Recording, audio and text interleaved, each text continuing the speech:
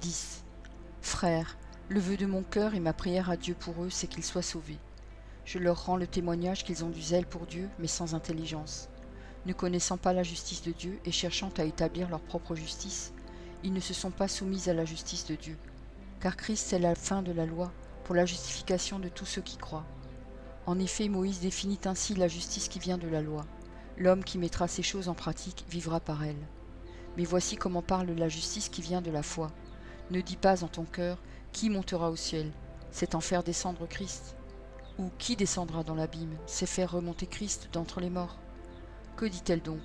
La parole est près de toi, dans ta bouche et dans ton cœur. Or, c'est la parole de la foi que nous prêchons. Si tu confesses de ta bouche le Seigneur Jésus, et si tu crois dans ton cœur que Dieu l'a ressuscité des morts, tu seras sauvé. Car c'est en croyant du cœur qu'on parvient à la justice, et c'est en confessant de la bouche qu'on parvient au salut, selon ce que dit l'Écriture, quiconque croit en lui ne sera point confus. Il n'y a aucune différence en effet entre le juif et le grec, puisqu'ils ont tous un même Seigneur qui est riche pour tous ceux qui l'invoquent. Car quiconque invoquera le nom du Seigneur sera sauvé. Comment donc invoqueront-ils celui en qui ils n'ont pas cru? Et comment croiront-ils en celui dont ils n'ont pas entendu parler? Et comment en entendront-ils parler s'il n'y a personne qui prêche? Et comment y aura-t-il des prédicateurs s'ils ne sont pas envoyés?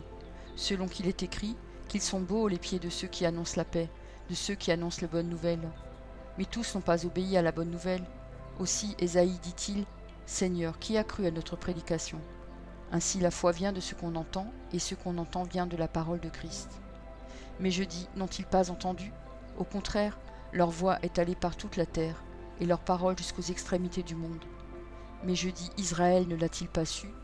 Moïse le premier dit, j'exciterai votre jalousie par ce qui n'est point une nation, je provoquerai votre colère par une nation sans intelligence. Et Ésaïe pousse la hardiesse jusqu'à dire, j'ai été trouvé par ceux qui ne me cherchaient pas, je me suis manifesté à ceux qui ne me demandaient pas. Mais au sujet d'Israël, il dit, j'ai tendu mes mains tout le jour vers un peuple rebelle et contredisant. Romains 11. Je dis donc, Dieu a-t-il rejeté son peuple? Loin de là. Car moi aussi je suis israélite, de la postérité d'Abraham, de la tribu de Benjamin. Dieu n'a point rejeté son peuple qu'il a connu d'avance. Ne savez-vous pas ce que l'Écriture rapporte d'Élie, comment il adresse à Dieu cette plainte contre Israël? Seigneur, ils ont tué tes prophètes, ils ont renversé tes autels, je suis resté moi seul, et ils cherchent à m'ôter la vie. Mais quelle réponse Dieu lui fait-il? Je me suis réservé 7000 hommes, qui n'ont point fléchi le genou devant Baal. De même aussi, dans le temps présent, il y a un reste, selon l'élection de la grâce. Or, si c'est par grâce, ce n'est plus par les œuvres, autrement la grâce n'est plus une grâce. Et si c'est par les œuvres, ce n'est plus une grâce, autrement l'œuvre n'est plus une œuvre. Quoi donc? Ce qu'Israël cherche, il ne l'a pas obtenu, mais l'élection l'a obtenu, tandis que les autres ont été endurcis. Selon qu'il est écrit, Dieu leur a donné un esprit d'assoupissement, des yeux pour ne point voir et des oreilles pour ne point entendre, jusqu'à ce jour. Et David dit que leur table soit pour eux un piège, un filet, une occasion de chute et une rétribution, que leurs yeux soient obscurcis pour ne point voir, et tient leur dos continuellement courbé. Je dis donc, est-ce pour tomber qu'ils ont bronché? Loin de là.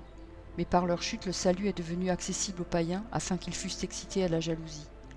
Or, si leur chute a été la richesse du monde, et leur amoindrissement la richesse des païens, combien plus en sera-t-il ainsi quand ils se convertiront tous? Je vous le dis à vous, païens, en tant que je suis apôtre des païens, je glorifie mon ministère, afin, s'il est possible, d'exciter la jalousie de ceux de ma race et d'en sauver quelques-uns. Car si leur rejet a été la réconciliation du monde, que sera leur réintégration sinon une vie d'entre les morts? Or, si les prémices sont saintes, la masse l'est aussi, et si la racine est sainte, les branches le sont aussi. Mais si quelques-unes des branches ont été retranchées, et si toi, qui étais un olivier sauvage, tu as été hanté à leur place, et rendu participant de la racine et de la graisse de l'olivier, ne te glorifie pas aux dépens de ces branches.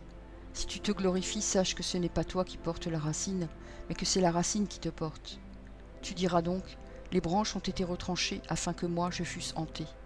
Cela est vrai, elles ont été retranchées pour cause d'incrédulité, et toi tu subsistes par la foi. Ne t'abandonne pas à l'orgueil, mais crains, car si Dieu n'a pas épargné les branches naturelles, il ne t'épargnera pas non plus. Considère donc la bonté et la sévérité de Dieu. sévérité envers ceux qui sont tombés, et bonté de Dieu envers toi, si tu demeures ferme dans cette bonté, autrement tu seras aussi retranché. Eux de même, s'ils ne périssent pas dans l'incrédulité, ils seront tentés, car Dieu est puissant pour les hanter de nouveau. Si toi, tu as été coupé de l'olivier naturellement sauvage, et hanté contrairement à ta nature sur l'olivier franc, à plus forte raison, eux seront-ils hantés selon leur nature sur leur propre olivier. Car je ne veux pas, frères, que vous ignoriez ce mystère, afin que vous ne vous regardiez point comme sages, c'est qu'une partie d'Israël est tombée dans l'endurcissement, jusqu'à ce que la totalité des païens soit entrée. Et ainsi tout Israël sera sauvé, selon qu'il est écrit, le libérateur viendra de Sion, et il détournera de Jacob les impiétés. Et ce sera mon alliance avec eux, lorsque j'ôterai leurs péchés. En ce qui concerne l'Évangile, ils sont ennemis à cause de vous, mais en ce qui concerne l'élection, ils sont aimés à cause de leur Père. Car Dieu ne se repent pas de ses dons et de son appel. De même que vous avez autrefois désobéi à Dieu, et que par leur désobéissance vous avez maintenant obtenu miséricorde, de même ils ont maintenant désobéi, afin que par la miséricorde qui vous a été faite, ils obtiennent aussi miséricorde. Car Dieu a renfermé tous les hommes dans la désobéissance pour faire miséricorde à tous. Ô profondeur de la richesse, de la sagesse et de la science de Dieu, que ses jugements sont insondables et ses voies incompréhensibles. Car qui a connu la pensée du Seigneur? Qui a été son conseiller? Qui lui a donné le premier pour qu'il ait à recevoir en retour? C'est de lui, par lui et pour lui que sont toutes choses. À lui la gloire dans tous les siècles. Amen.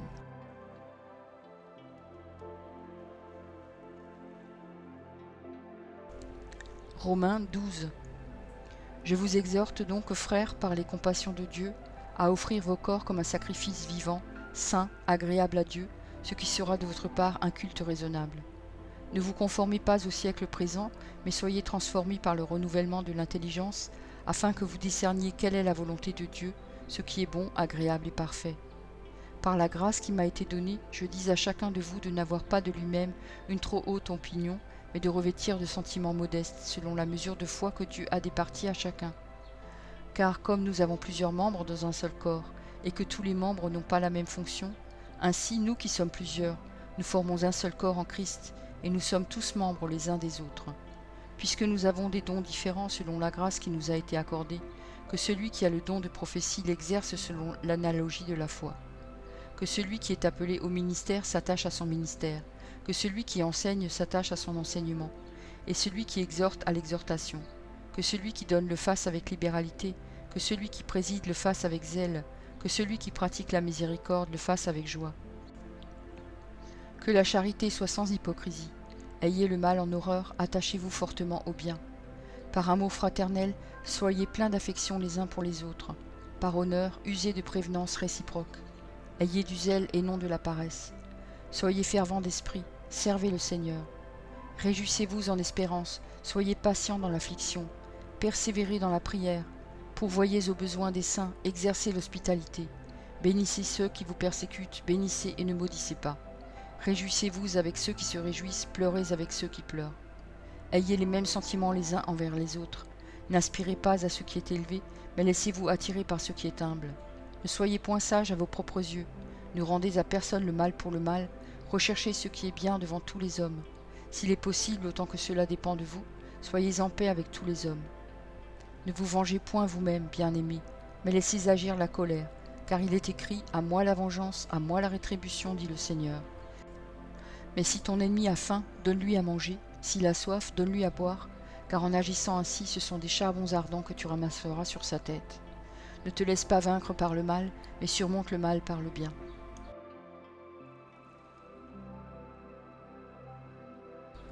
Romains 13. Que toute personne soit soumise aux autorités supérieures, car il n'y a point d'autorité qui ne vienne de Dieu, et les autorités qui existent ont été instituées de Dieu. C'est pourquoi celui qui s'oppose à l'autorité résiste à l'ordre que Dieu a établi, et ceux qui résistent attireront une condamnation sur eux-mêmes. Ce n'est pas pour une bonne action, c'est pour une mauvaise que les magistrats sont à redouter. Veux-tu ne pas craindre l'autorité? Fais le bien, et tu auras son approbation. Le magistrat est serviteur de Dieu pour ton bien. Mais si tu fais le mal, crains, car ce n'est pas en vain qu'il porte l'épée, étant serviteur de Dieu pour exercer la vengeance et punir celui qui fait le mal. Il est donc nécessaire d'être soumis, non seulement par crainte de la punition, mais encore par motif de conscience.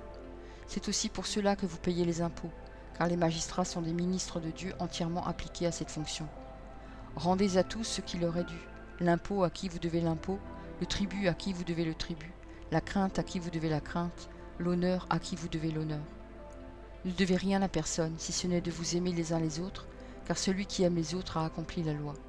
En effet, les commandements « tu ne commettras point d'adultère »,« tu ne tueras point »,« tu ne déroberas point »,« tu ne convoiteras point » et ce qu'il peut encore y avoir, se résument dans cette parole « tu aimeras ton prochain comme toi-même ». L'amour ne fait point de mal au prochain, l'amour est donc l'accomplissement de la loi. Cela importe d'autant plus que vous savez en quel temps nous sommes.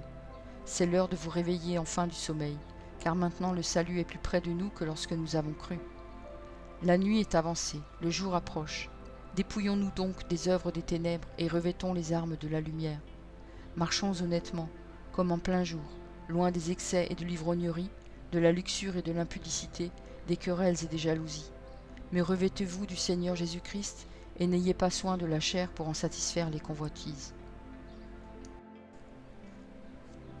Merci pour ton écoute. Je t'encourage à écouter encore la parole du Seigneur. J'ai pris un engagement avec lui et je publierai tous les jours un verset. Si j'en oublie un jour, j'en ferai 2 le lendemain. De ton côté, tout ce que tu as à faire, c'est de t'abonner à cette chaîne. Et s'il te plaît, n'oublie pas le pouce bleu. Et si tu veux me laisser un gentil commentaire, c'est aussi apprécié. Pour écouter la suite, clique simplement sur la vidéo du jour suivant, en haut à gauche. Que Dieu te bénisse.